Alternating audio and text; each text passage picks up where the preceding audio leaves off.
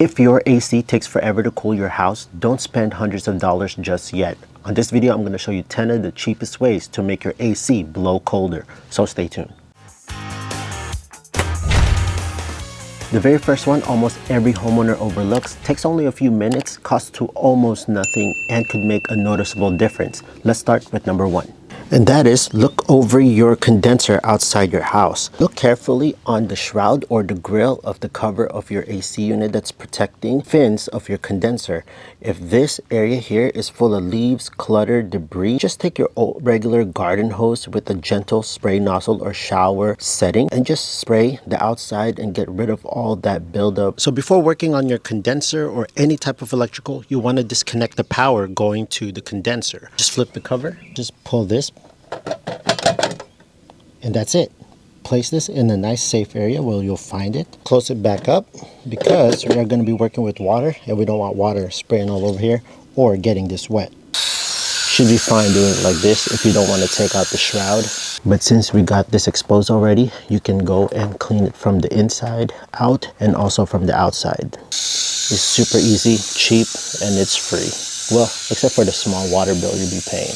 You have a lot of leaves, debris covering these openings. It reduces the airflow to the unit. So the condenser fan is designed to pull air evenly through the coils, which is inside the shroud. So debris around it can restrict airflow, making it harder for the unit to reject heat. So poor airflow, it means that the refrigerant stays hotter, so the compressor has to work harder. So that means longer cooling time. So your house may take longer to reach the thermostat setting, especially on hot days. You don't have to take out the shroud, but which brings me to tip number two. If you have a really bad clogging issue and you have a lot of dirt and debris in there, then you will have to take out this cover, and that's by thoroughly cleaning off the fins. I highly suggest that you only do the spray foam chemical cleaning if you have a really bad clog issue, which are stuck inside the fins that a regular garden hose cannot clean. I made a very detailed video on how you can do and clean that with a step-by-step process. So if you're interested on that, I'll leave the link right here. Check out this video and I'll show you how to properly and thoroughly clean it using the chemical cleaning solution.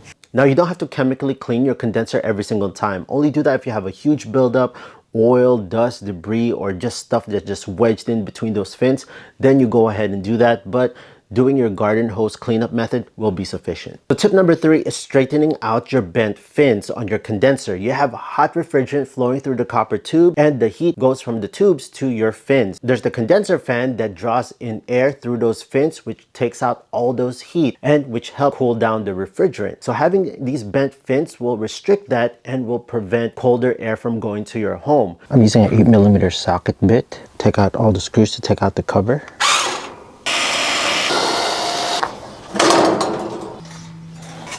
I'm just using the stick so that I can prop up the fan. See that the fins, part of it, have bent fins right here. See, I got some bent fins right here that we can fix with a fin straightener brush. Now this is made out of metal bristles. Make sure you comb it in one direction, only towards the grain.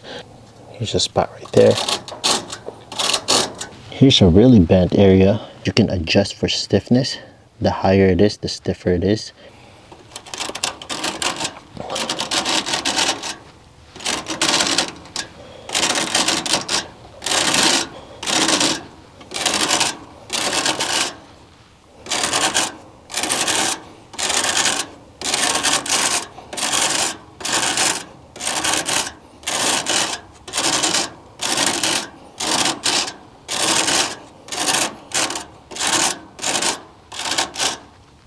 Look how much better that looks compared to what it looked before. The coil fin brush, if you have dust, debris, brush off any spider webs, debris that got stuck in there. The AC fin comb and fin brush is a simple tool but makes a huge difference when it comes to cooling down your home dramatically. Simple, cheap, they're only less than $8, and if you're interested on these two, they come in a set. I'll leave the link on the description down below if you're interested on this or any tools I use in this video. And if you're watching in the big screen, check it out on this QR code right here. Makes it easy for you. A few bent fins usually have little to no noticeable effect, but a large area of crushed fins, say 10 to 20% or more of the coil, can significantly reduce the airflow and efficiency. So tip number 4 is just by simply replacing your air filter. This is one of the most common overlooked and forget about maintenance that a lot of homeowners tend to forget to do. Take a look at where your air filter is located. It could be on your furnace. Mine is located in the hallway where the return is. Mine has a little bow on it. That means that there's a lot of buildup and air is having a hard time to go through those filters. My suggestion is that you don't have to get the highest MERV rating. You don't have to catch all those tiny particles because it will clog up that filter super fast and will restrict the airflow in an instant. That means you have to change out your air filter a lot more. And sometimes your unit is not rated for those high MERV. The most common MERVs are around 5 to 8 rating.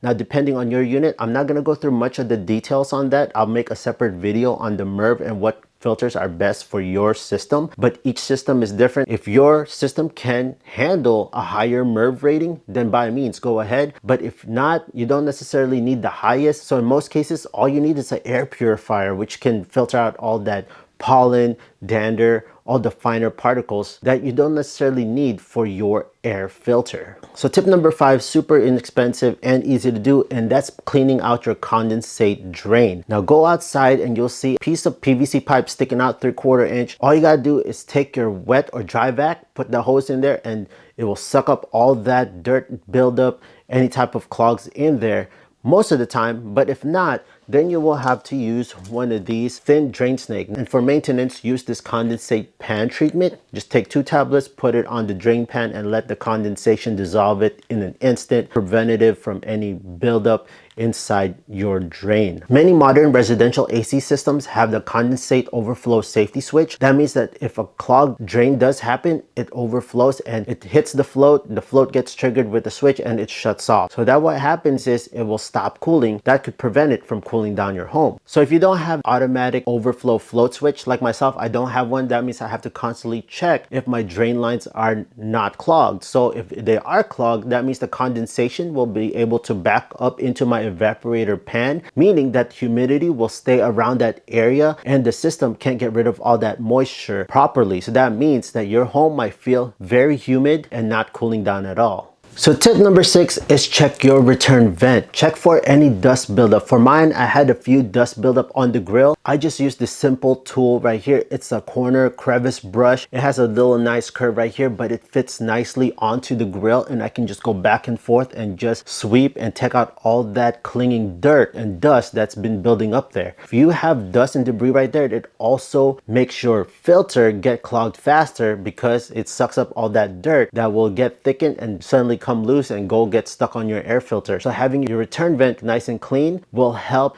the air flow easily back into your HVAC system, making it have a nice operating system and will have more air draw into your return vents. Brings me to tip number 7, which is check your return vents. A lot of your registers are located in your home. Double check if they have anything blocking them. They might be located underneath a desk. Like for this example, one of my registers is located right underneath my working desk and it's just blowing air inside underneath the desk and not fully spreading out into my living room. Check all the supply vents inside your home. Make sure they're not blocked by furniture or any type of clutter and make sure they are nice and clean as well. Tip number 8 is very easy. Add curtains or use blackout shades on west facing windows. If you have a lot of windows in your home, like this area, my living room has huge windows and I have sunlight blasting through there. On those hot days, just use a curtain or use these automatic blackout windows that you can just get nice and cheaply. It doesn't have to be nice and fancy or motorized. Just go and cover and prevent that heat from getting in. Tip number 9 is to check for any type of air leaks in your home. Most common ones will be in the windows and underneath the doors and penetrations through your home. Cables running outside your home that's not sealed, use proper caulking. Use a bottom door seal so that air doesn't go and escape, so all that cool air just blasting going through your garage.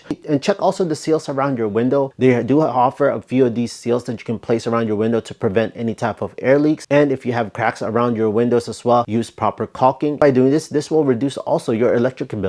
So tip number 10 is seal off any leaky ductwork. If you have access to your crawl space or your attic, check for any type of the ductwork. Lots of the joints, those bends, elbows, and also the connectors, those butt joints have air leaking out through them if they're not properly sealed. I've checked a few places inside my home and some of them weren't even sealed properly. They didn't have any foil tape. They didn't have the proper sealant. All those unsealed gaps and cracks in your ductwork, and many of those located in your home, that will significantly reduce the airflow and also the cooling of your home. So just easily just go look through your lines, your duct lines, take a HVAC foil tape, wrap it around those joints, those 90s, those T's, those bends. Trust me, doing this simple thing will increase the airflow in your home and make your house more cooler. There you have it, friends. Those are my top 10 tips on how to make your AC blow colder for cheap. You don't have to spend a fortune. Let me know in the comment section down below which one of those tips have you used and which one that you love and works for you. If you have newer ideas or you have ones that I didn't mention on this video, leave it in the comment section down below and share it with the community. Let me know in the comment section down below also which future videos you would like me to make concerning